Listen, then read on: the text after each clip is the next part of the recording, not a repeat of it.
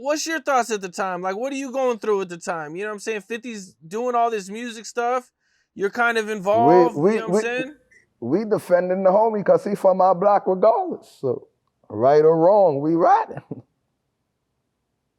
I mean, 134, right or wrong, we riding. That's the big bro. We riding. You know what I mean? But I told you at that time, he was running with his Brooklyn guys. He was running with the 551 guys. He was running with JU and them guys. And a selective few, like me and a selective few and shit. You know what I mean? So at that time, he had them Brooklyn guys with him. So I guess he ain't care because them niggas is grimy. Them niggas is some gangsters. You know? Yeah. And at one point, you guys are shopping a deal, and the deals actually start coming in at one point. What do you mean? Who?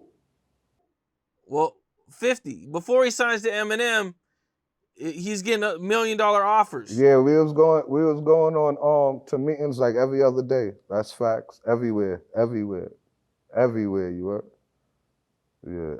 Every other day was a different meeting with top labels. 700,000, 800,000, a million. Yeah. I remember when we got signed, before we actually secured the deal with Eminem, DJ Clue tried to come better than Eminem. I remember we had a meeting in Valeda. That was the last meeting from everybody, with everybody. I know it was DJ Clue, because remember he had his Desert Storm shit popping, Fab and them niggas popping, but nah, we declined that too. But we had deal, Clyde Davis, he offered us 700,000, he declined that. It was everybody, man, the whole, all them niggas, man, everybody, bro. All them top executives, man. Everybody wanted a piece, but he wound up going with M and Dre and shit. You dig? Too much black bullshit going on in the industry at the time. Because remember, the same guys that was hating on him and the same executives who ain't want to give him a chance, you dig, wound up coming around too late. So he was like, that, I'm going with M and Dre, I'm going to the West Coast. Yeah. Eminem had to convince Dr. Dre to sign that deal. It was M who really wanted on Fifth. Did you ever go to the West Coast with him at that time when he was recording? Come on, man. Hell yeah, man. All the recording wasn't in the West Coast because remember I told you Eminem signed, so we used to go to Detroit a lot too. We used to go to Eminem personal studio in Detroit. Yeah. We go to LA because that's where the Interscope office was. Yeah. Yeah. So we back and forth and shit. Okay. He I signs to met that. Eminem, man. Of course, you know I met Dr. Dre in the studio and them. Dr. Dre ordering us mad In-N-Out burgers and shit. Shout out them In-N-Out burgers. I don't know if they still popping, but 20 years ago when we in LA and shit, I mean, it was them In-N-Out burgers I with. Yeah. Yeah, but we was back and forth. I was everywhere with Fifth. Remember, I was his right-hand man. It's me, Yayo. Before Yayo went to jail, it's me and him. We thugging it everywhere. We was the ones making the moves with him. I'm the nigga holding them down. 2 guns on me, everywhere. Yeah. I remember seeing you in the DVD part of the Get Rich or Die Trying video. Yeah. That's real life too. That's facts too. Yeah. Yeah. That's how we move. That's how we thug it back then. I remember the music video Heat. Yeah. Facts. Yeah. A lot of guns, with man. No props. Yeah. Okay, so you guys signed to Eminem, man. Yeah. That must have been huge, man. That was like Yeah, crazy. Eminem was like the biggest thing at the time. Yeah, that's a great accomplishment. Eminem is still the biggest thing to this day. Ain't nobody bigger than that. Yeah. Shout out to Eminem. That was a great feeling, great experience, you know. Thankful for being a part of it, you know. Yeah, but it was dope, man. To see your dreams actually come true and unfold in front of you. Yeah. Some dope shit. You guys record in the club. The music video. What happens at the music video? Yeah, you already know Suge pulled up. I spoke about this a million times. You know Suge pulled up. We wasn't going for it. We backed him down and he came with some Mexicans. He left. Yeah. Suge tried to press the video shoot, but it ain't nothing happened. We held it down. Yeah, Suge just, you know what I mean? Suge seen all them New York guys out there and ain't want no problem. He just dropped his cigar on the floor, stepped on it, and left. Yeah. But you know, that's how Suge is. That's what Suge do. He'll come check the temperature. You dig? So if he feel he could bully, he gonna bully.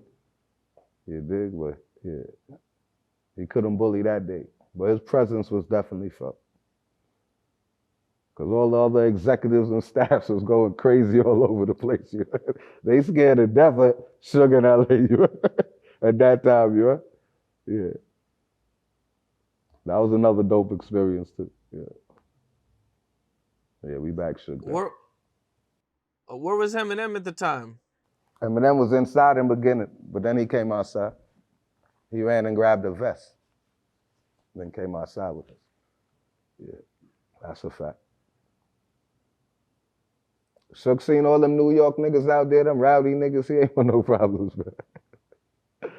Suge like, oh shit, the fuck I got myself into. He dropped the cigar on the floor, stepped on it, and left, man. Yeah, that's facts. Then we Did you meet Young Buck or anything at the time? Yeah, we was on tour with Young Buck.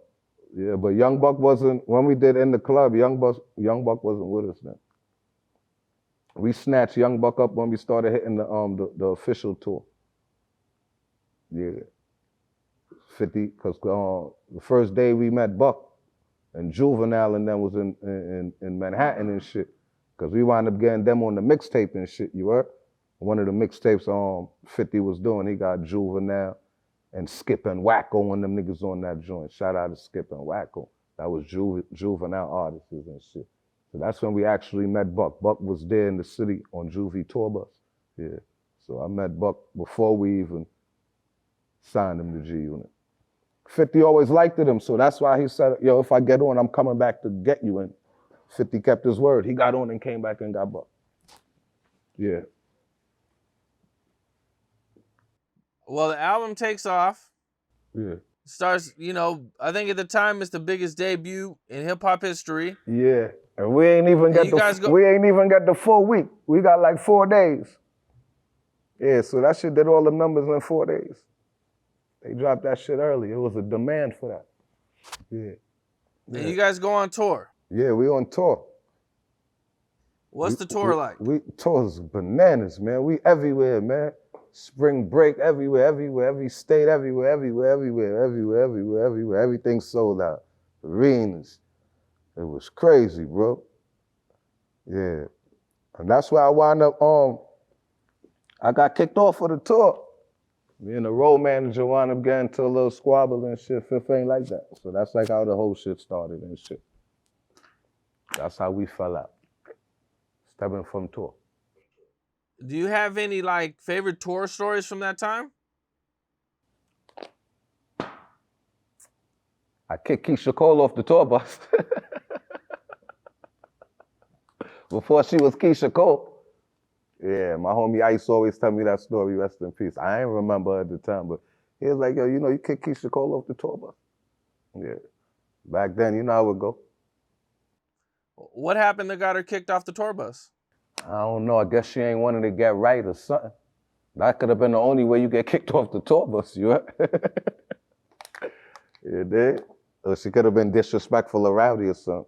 Yeah. Nah, but we had a lot of experience on tour. Tour was great, man. Just seeing females, just titties everywhere, running down. But I tell you, men is more groupie than females, you heard? You got men even trying to get on the tour bus and shit. Like, shit was crazy back then, you heard? You know what I mean? Yeah, it was just dope. It was a dope experience, man.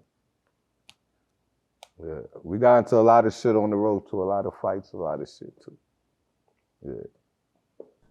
What's up? This is Cam Capone. We got more content like this coming soon, so hit that like button, subscribe, and stay locked in to Cam Capone News.